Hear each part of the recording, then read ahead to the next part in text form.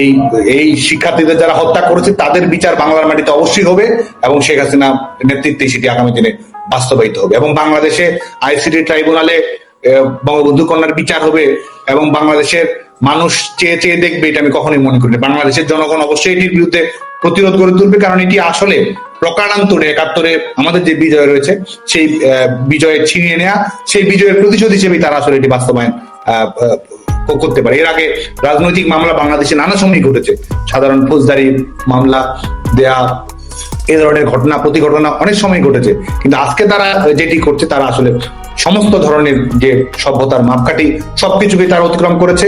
প্রতারণা এবং জাতিকে বিভ্রান্ত করা এবং রাষ্ট্রীয়ভাবে এক ধরনের প্রতিশোধমূলক রাজনীতি বাস্তবায়ন করা এবং খুনিদের দায় মুক্তি দিয়ে নিজেরা খুনি হয়ে সেই দায়ভার অন্যদের উপর চাপিয়ে দেওয়ার যে রাজনীতি, সেটির একটি মানদণ্ড তারা নতুন করে তারা স্থাপন করতে যাচ্ছে। আমরা অবশ্যই এটিকে আমরা কেন বাংলাদেশের জনগণ এটি ঘৃণা করে প্রত্যাখ্যান করে এবং বাংলাদেশের বাংলাদেশের এই যে রাষ্ট্রকে ব্যবহার করে এই যে প্রতারণামূলক কর্মকাণ্ড, এই যে প্রতিশোধমূলক কর্মকাণ্ড, এই যে সত্যিকারের ঘটনাকে আড়াল করে মিথ্যাকে শক্তিশালী করার যে এই বাস্তবতা তৈরি করার তারা চেষ্টা করছে, জবাব বিচারপতি তোমার বিচার করবে যারা আজ জেগেছে সেই জনতা বাংলাদেশে অবশ্যই জেগে উঠবে এবং অবশ্যই বাংলাদেশের জনগণ তাদের বিরুদ্ধে যা যা করা প্রয়োজন সেটি করবে।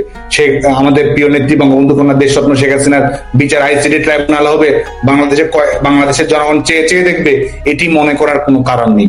বাংলাদেশের জনগণ যখন ক্ষোভে ফুঁসে উঠবে, বাংলাদেশের জনগণ যখন গণতন্ত্রের দাবিতে লড়বে, ফ্যাসিস্ট ইউনূসের বিরুদ্ধে যখন বাংলাদেশের জনগণ তাদের অব্যাহত সংগ্রামকে একটি জায়গায় নিয়ে যাবে, কোন আদালতের কার্যক্রম কিভাবে চলতে পারে সেটি বাংলাদেশের জনগণ অবশ্যই দেখে ছাড়বে। সেখানে বাংলাদেশ আওয়ামী লীগ ছাড়া কিসের সংস্কার, বাংলাদেশ আওয়ামী লীগ ছাড়া কিসের ঐক্য, বাংলাদেশ আওয়ামী লীগ ছাড়া আবার কিসের নির্বাচন, এটি তো আসলে জনগণকেই এক ধরনের বিচ্ছিন্ন করে দেওয়া বলে আমরা মনে করি। আর আজকে বাংলাদেশ আওয়ামী লীগের কোন ধরনের কর্মকাণ্ড পরিচালনা করার সুযোগ দেয়া হচ্ছে, কোন ধরনের সভা করার, কোন ধরনের সমাবেশ করার যে নাগরিক অধিকার রয়েছে, যে সাংবিধানিক অধিকার রয়েছে, সেই অধিকারগুলো পর্যন্ত তো খর্ব করা হচ্ছে। বাংলাদেশে বিগত ১৬ বছরে এমন একটি দিন কি রয়েছে যেদিন এই বাংলাদেশ ন্যাশনালিস্ট পার্টি কর্মসূচি পালন করতে পারেনি? এমন একটি দিন কি রয়েছে যে টিভি টকশোতে আওয়ামী লীগ সরকারের সমালোচনা করে একদিন কথাবার্তা হয়নি? ঢাকা বিশ্ববিদ্যালয় থেকে শুরু করে বাংলাদেশের প্রত্যেকটি শিক্ষা প্রতিষ্ঠানে, ক্যাম্পাসে, প্রেস ক্লাবে সরকারের বিরুদ্ধে সমালোচনা করা হয়নি? তাহলে কারা ফ্যাসিস্ট? যারা ফ্যাসিস্ট তারাই আজকে বাংলাদেশে ক্ষমতা জবরদখল করে রেখেছে। এরা আজকে বাংলাদেশের সত্যিকারের যে জায়গায় পরিণত করেছে বাংলাদেশের গণপ্রজাতন্ত্রী বাংলাদেশ, একটি মুক্তিযুদ্ধের মধ্য দিয়ে অর্জিত বাংলাদেশের একটি নাম, সেই নাম বদলে দেওয়ার চেষ্টা করছে। আসল নাম তো এরা মনে মনে যেটি দিয়েছে সেটা হচ্ছে ফ্যাসিস্ট রিপাবলিক। বাংলাদেশের সত্যিকার অর্থে এক ধরনের ফ্যাসিস্ট রাষ্ট্র ব্যবস্থায় তারা ইতিমধ্যেই পরিণত করেছে। মিডিয়া সম্পূর্ণ নিয়ন্ত্রিত। আজকে বাংলাদেশ আওয়ামী লীগের কোনো কর্মসূচির খবর মিডিয়া দেওয়ার রাইট কিন্তু নেই এবং তারা বলে দিচ্ছে যে তারা বাংলাদেশের নির্বাচনের কথা বলছে, গণতন্ত্রের কথা বলছে, তারা বলছে বাংলাদেশ আওয়ামী লীগকে নির্বাচন করতে দেওয়া হবে না। তো পৃথিবীর কোন ন্যূনতম গণতান্ত্রিক মূল্যবোধ সম্পন্ন মানুষ তাদেরকে গণতান্ত্রিক মনে করবে যারা বলবে যে বাংলাদেশ আওয়ামী লীগকে তারা রাষ্ট্র ক্ষমতা জবরদখল করে রেখেছে, জনগণের কোনো ম্যান্ডেট নাই, তারা বলছে বাংলাদেশ আওয়ামী লীগকে নির্বাচন করতে দেওয়া হবে না? বাংলাদেশ আওয়ামী লীগকে রাষ্ট্রীয়ভাবে তারা এক ধরনের নির্যাতন নিষ্পেষণ চালিয়ে সমস্ত ধরনের কর্মকাণ্ড থেকে বিরত রাখার চেষ্টা করছে এবং এই মিডিয়ায় কি বলা হবে না বলা হবে, তারা মিডিয়ায় কোনটি ফ্যাসিস্টের পক্ষে যাচ্ছে, কোনটি ফ্যাসিস্টের বিপক্ষে যাচ্ছে, কোনটি তদন্ত করা যাবে, কোনটি তদন্ত করা যাবে না, সবকিছু তারা নির্ধারণ করে দিচ্ছে। সাংবাদিকেরা অ্যাক্রেডিটেশন কার্ড বাতিল তো সামান্য একটি ঘটনা, সাংবাদিকদের চাকরি কিভাবে বাতিল করা হয়েছে এসব নিয়ে পত্রিকা কোনো ধরনের রিপোর্ট করেনি। কোন ধরনের ইনভেস্টিগেটিভ জার্নালিজম বাংলাদেশে সম্পূর্ণ বন্ধ করা হচ্ছে। একেবারে নির্বাহী বিভাগ নির্ধারণ করে দিচ্ছে যে আমাদের এই পত্রিকায় কি লেখা হবে, নির্বাহী বিভাগ নির্ধারণ করে দিচ্ছে বিচার বিভাগে কি ধরনের রায় দেওয়া হবে।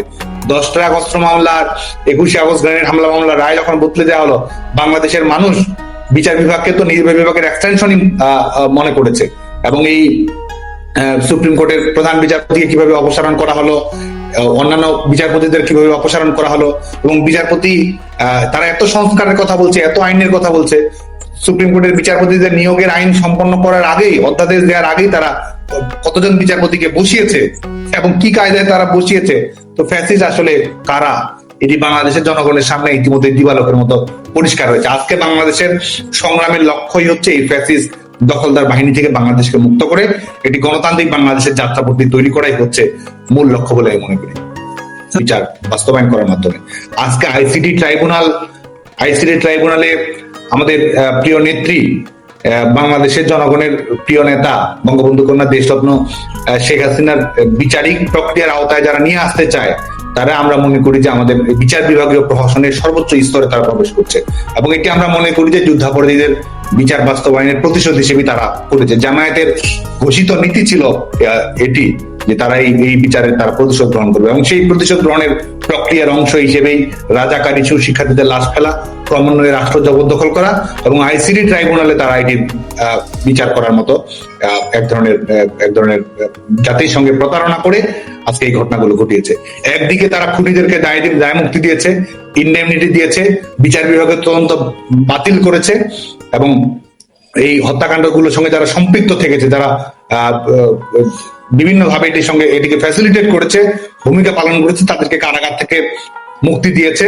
যারা সত্যিকারের অপরাধী, যাদের হাতে রক্তের দাগ লেগে রয়েছে, তারাই আজকে সরকার হয়ে বসেছে, এবং অপরদিকে তারা এই নাটকটি তারা মঞ্চস্থ করার চেষ্টা করছে। আমরা মনে করি এই স্বপ্ন যারা দেখছে, তারা এক ধরনের দিবা স্বপ্ন দেখছে।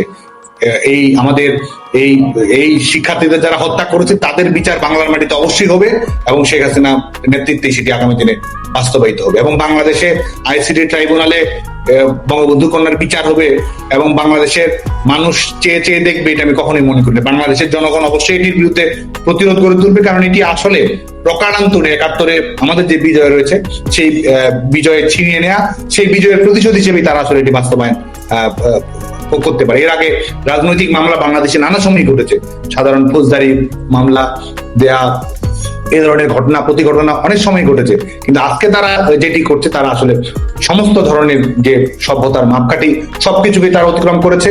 প্রতারণা এবং জাতিকে বিভ্রান্ত করা এবং রাষ্ট্রীয়ভাবে এক ধরনের প্রতিশোধমূলক রাজনীতি বাস্তবায়ন করা, এবং খুনিদের দায় মুক্তি দিয়ে নিজেরা খুনি হয়ে সেই দায়ভার অন্যদের উপর চাপিয়ে দেওয়ার যে রাজনীতি, সেটির একটি মানদণ্ড তারা নতুন করে তারা স্থাপন করতে যাচ্ছে। আমরা অবশ্যই এটিকে বাংলাদেশের জনগণ এটি ঘৃণা করে প্রত্যাখ্যান করে, এবং বাংলাদেশের বাংলাদেশের এই যে রাষ্ট্রকে ব্যবহার করে এই যে প্রতারণামূলক কর্মকাণ্ড, এই যে প্রতিশোধমূলক কর্মকাণ্ড, এই যে সত্যিকারের ঘটনাকে আড়াল করে মিথ্যাকে শক্তিশালী করার যে এই বাস্তবতা তৈরি করার তারা চেষ্টা করছে, জবাব বিচারপতি তোমার বিচার করবে যারা আজ জেগেছে সেই জনতা বাংলাদেশে অবশ্যই জেগে উঠবে, এবং অবশ্যই বাংলাদেশের জনগণ তাদের বিরুদ্ধে যা যা করা প্রয়োজন সেটি করবে। আমাদের প্রিয় নেত্রী বঙ্গবন্ধু কন্যা দেশরত্ন শেখ হাসিনার বিচার আইসিটি ট্রাইব্যুনাল হবে, বাংলাদেশের জনগণ চেয়ে চেয়ে দেখবে, এটি মনে করার কোনো কারণ নেই।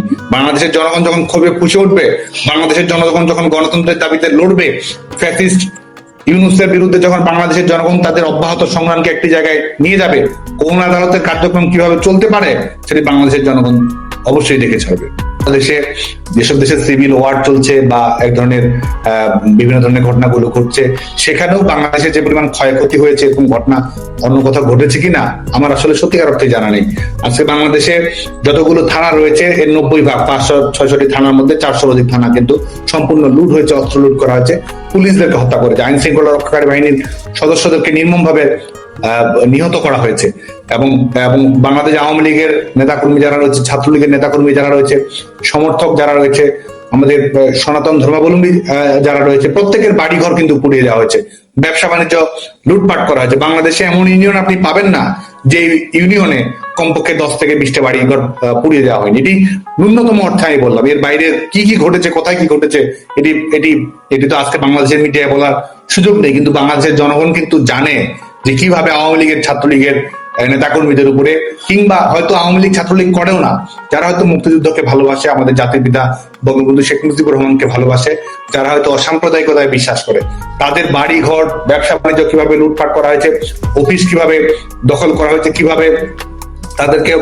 হত্যা করা হয়েছে, কিভাবে নারকীয় কায়দায় গাছে ঝুলিয়ে কিভাবে তাদেরকে হত্যা করা হয়েছে, কিন্তু জাদুল্যমান প্রমাণ বাংলাদেশের জনগণের সামনে ইন্টারন্যাশনাল মিডিয়ায় নানাভাবে বাংলাদেশের মানুষের কাছে ইতিমধ্যেই প্রকাশিত হয়েছে। এবং আমাদের যা কিছু অর্জন এতদিনের, আমাদের ধানমন্ডি 32 নম্বর, যেটি আমাদের অস্তিত্বের ঠিকানা, যেটি আমাদের বাংলাদেশের সংগ্রামের যেটি প্রিয় আতুর ঘর, যেটি বাংলাদেশের জনগণের জন্য পবিত্র ঠিকানা, সেটিকে যখন এই অবস্থায় করা হয়, কারা সভ্যতার কথা বলতেছে? আজকে ধানমন্ডি 32 নাম্বার গুড়িয়ে দেওয়া হয়েছে, কারা আজকে সংস্কৃতির কথা বলছে, কারা আজকে সংস্কারের কথা বলছে, কারা আজকে ইতিহাসের কথা বলছে? এবং এটির সঙ্গে সরকার পরিবর্তনেরই বা কি সম্পর্ক, এটির সঙ্গে আন্দোলনেরই বা কি সম্পর্ক?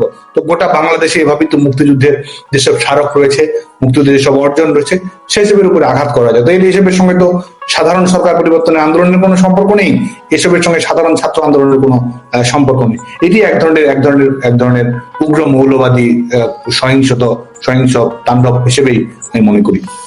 একমাত্র ঘোষিত লক্ষ্য সেটি হচ্ছে যে আমরা এই দখলদার বাহিনীর হাত থেকে বাংলাদেশের জনগণকে মুক্ত করব। বাংলাদেশের জনগণ যেন গণতান্ত্রিক মুক্তি লাভ করে, বাংলাদেশের জনগণের জীবনে যেন স্বস্তি নিরাপত্তা ফিরে পায়, এবং আমরা এই রিসেট বাটন দুমড়ে মুছে দিয়ে রিস্টোর 71 রিস্টোর ডেমোক্রেসি যেন আমরা করতে পারি, সেটি হচ্ছে যে আমাদের মূল লক্ষ্য, এবং সেই লক্ষ্যেই আমরা কাজ করার চেষ্টা করছি। এবং সত্যি কথা হচ্ছে বাংলাদেশ ছাত্রলীগের তৃণমূলের নেতাকর্মী যারা রয়েছেন, বাংলাদেশ আওয়ামী লীগের তৃণমূলের নেতাকর্মী যারা রয়েছেন, তারা কিন্তু 5 আগস্টের পর থেকেই ঘুরে দাঁড়ানোর চেষ্টা করে গেছেন, সংগঠিত হওয়ার চেষ্টা করেছেন, প্রতিবাদ করার চেষ্টা করেছেন। তাদের উপর জেল জুলুম নির্যাতন নিষ্পেষণ চাপিয়ে দেওয়া হয়েছে, তারা আরো বেশি প্রতিবাদী হয়েছে। তাদের উপর রাষ্ট্রীয় স্টিম রোলার নির্যাতনে চাপিয়ে দেওয়া হয়েছে, তারা আরো বেশি সুদৃঢ় ঐক্যের ভিত তারা গড়ে তোলার চেষ্টা করেছে। বাংলাদেশ ছাত্রলীগের তারা নিষিদ্ধ করেছে, গোটা বাংলার দেয়ালে দেয়ালে জয় বাংলা লিখে দিয়েছে।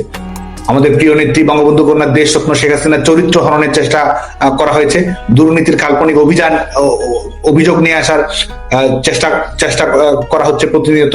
বাংলাদেশের জনগণ দেয়ালে দেয়ালে অঙ্কনে গ্রাফিতিতে শেখ হাসিনাতে আস্থা লিখেছে। অকারণে মানুষের মাঝে ভয় এবং ত্রাসের পরিবেশের মধ্যে বলছে যে আগেই ভালো ছিলাম। এটি হচ্ছে বাংলাদেশের জনগণের স্বাভাবিক অভিব্যক্তি। এবং বাংলাদেশ ছাত্রলীগের কর্মীরাও সত্যিকার অর্থে কারণ নির্দেশের অপেক্ষায় থাকেনি, তারা সঙ্গে সঙ্গে ঘুরে দাঁড়িয়েছে, লড়াই করেছে, প্রতিরোধ সংগ্রাম অব্যাহত রেখেছে।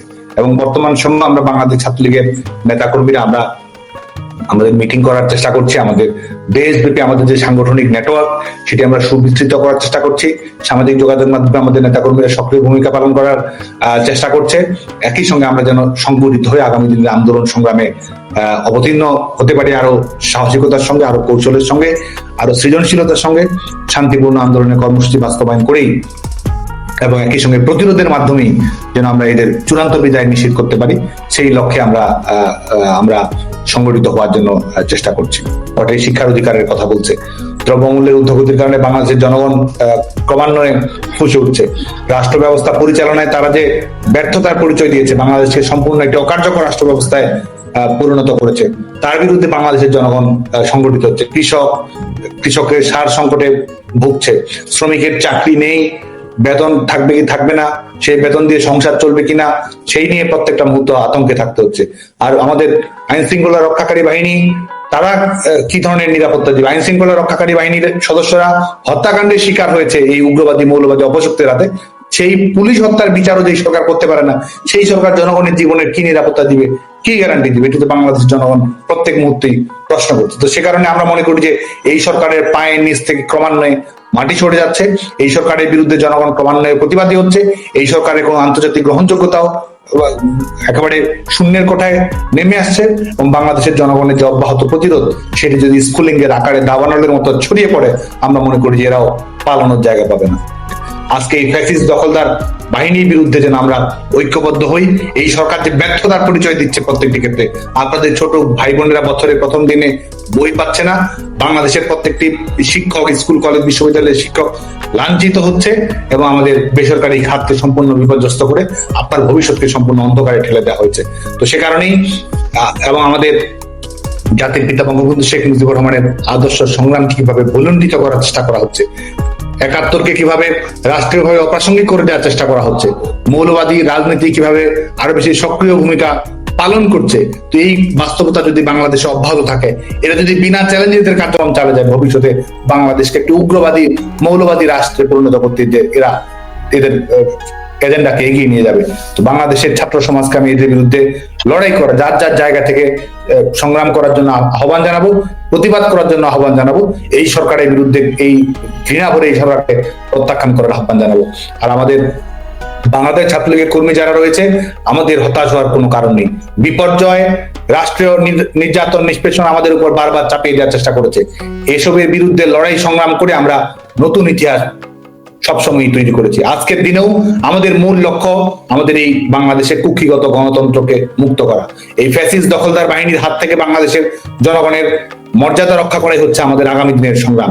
আমাদের আগামী দিনের সংগ্রাম মুক্তিযুদ্ধকে রিস্টোর করা, গণতন্ত্র ফিরিয়ে আনা, জনগণের নির্বাচিত প্রতিনিধিরাই বাংলাদেশ রাষ্ট্র পরিচালিত করবে সেটি বাস্তবায়িত করা, এবং বাংলাদেশের প্রত্যেকটি জনগণের মৌলিক মানবাধিকার যেন ভবিষ্যতে রক্ষিত হয়, গণতান্ত্রিক ক্যাম্পাস যেন আমরা তৈরি করতে পারি, শিক্ষার্থীদের স্বার্থ রক্ষায় যেন ভবিষ্যতে ভূমিকা পালন করতে পারি, সেটি বাংলাদেশ ছাত্রলীগের লক্ষ্য। আমাদের কর্মীদের অনেকের হয়তো অভিমান আছে, কিন্তু আমরা জানি যে আমাদের কর্মীরা ঘুরে দাঁড়িয়েছে, আমাদের কর্মীরা ইতিমধ্যে প্রতিবাদ সংগ্রামে অবতীর্ণ হয়েছে। আমরা জানি যে আমাদের পরিবারের নাম জয় বাংলা, আমাদের স্বজনের নাম শেখ হাসিনা, আমাদের পিতার নাম বঙ্গবন্ধু, আমাদের জীবনের নাম সংগ্রাম, এবং আমাদের লক্ষ্যের নাম হচ্ছে বিজয়।